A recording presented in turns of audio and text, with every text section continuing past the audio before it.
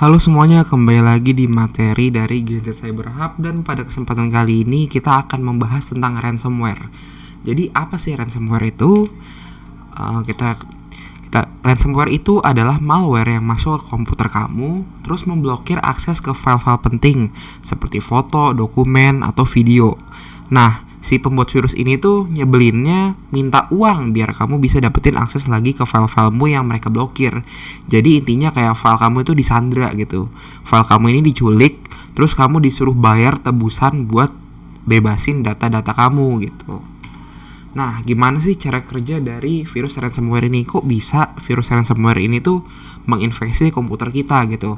Nah, cara kerjanya itu yang pertama, ransomware ini biasanya tuh masuk ke dalam sistem komputer melalui jaringan celah keamanan. Misalnya, kalau misalnya kalian suka dapat email spam gitu ya, yang ngirimnya itu nggak jelas, nah dari situ. Yang kedua, biasanya nih banyak nih gamer-gamer yang ngedownload game dari dari website bajakan. Dia nggak mau rugi gitu ya, dia nggak mau ngeluarin duit buat beli game, akhirnya dia maksain download game dari website bajakan. Padahal kan itu beresiko ya. Jadi bisa aja kalian dapat game gratis tapi data kalian keambil gitu kan, nggak sebanding gitu sama harga game gitu ya. Atau bisa aja pakai software bajakan, kayak misalnya Microsoftnya bajakan gitu, atau Microsoftnya dari crack. Nah itu bisa juga gitu ya. Yang kedua, setelah misalnya kita download, kita lagi apes sial, terus si virus ini masuk. Nah, ransomware ini tuh mulai mengenkripsi file-file penting di komputer kita. Mengenkripsi itu kayak ibaratnya menggembok gitu ya.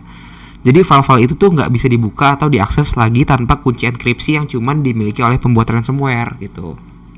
Nah, setelah itu keluar pesan dari pembuat ransomware yang nunjukin kalau data kita itu udah dikunci. Mereka ini minta duit tebusan agar data kita ini bisa dibuka lagi dan diberikan ke kita gitu. Nah, dampaknya apa sih kalau misalnya kita terkena ransomware ini? Yang pertama itu bisa benar-benar bikin pusing ya, pastinya iyalah. Kan kalau misalnya ada video, ada game, ada file-file skripsi misalnya kan, tapi nggak bisa kita buka, itu kan nyebelin banget gitu ya. Itu kan bisa bikin kita stres kan, ya kali nggak lucu kita harus bikin file ulang gitu kan. Nah yang kedua, kalau misalnya korban ini memutuskan untuk bayar tebusan, nggak ada jaminan juga si hacker ini bakal ngasih kuncinya. Nggak ada jaminan juga hacker ini bakal ngasih balik file kita. Bisa aja kalau dia iseng, ya dia nggak mau balikin. Gue dapat duit tapi gue nggak mau balikin gitu kan bisa aja gitu.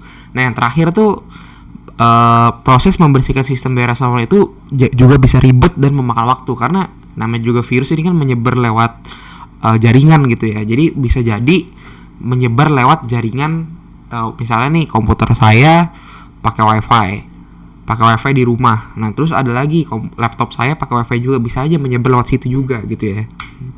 Nah, apa sih contoh kasus ransomware yang baru terjadi ini tuh? Ini yang BSSN ini, identifikasi pusat data nasional sementara diserang oleh ransomware.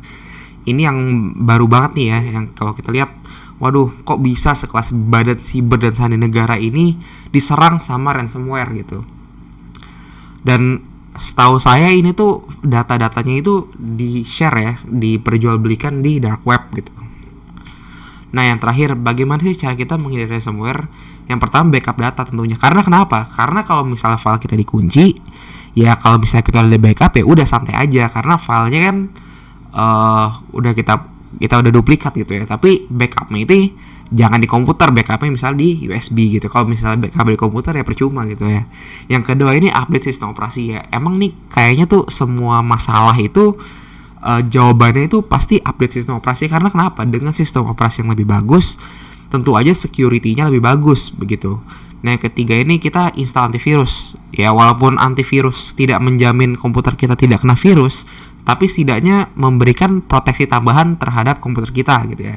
Dan yang terakhir ini adalah jangan download file bajakan, karena virus-virus itu biasanya itu datangnya itu dari file-file yang bajakan. Karena apa? Karena yang sumbernya itu kan nggak jelas, itu kan orang asing gitu ya. Kalau misalnya kita beli game dari Steam itu kan jelas siapa developer, tapi kan kalau bajakan ini kan bisa aja sudah diedit oleh tangan-tangan usil gitu.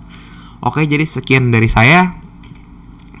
Semoga kalian suka dengan konten ini, dan kalau misalkan ingin bertanya bisa di kolom komentar. Oke, terima kasih semuanya.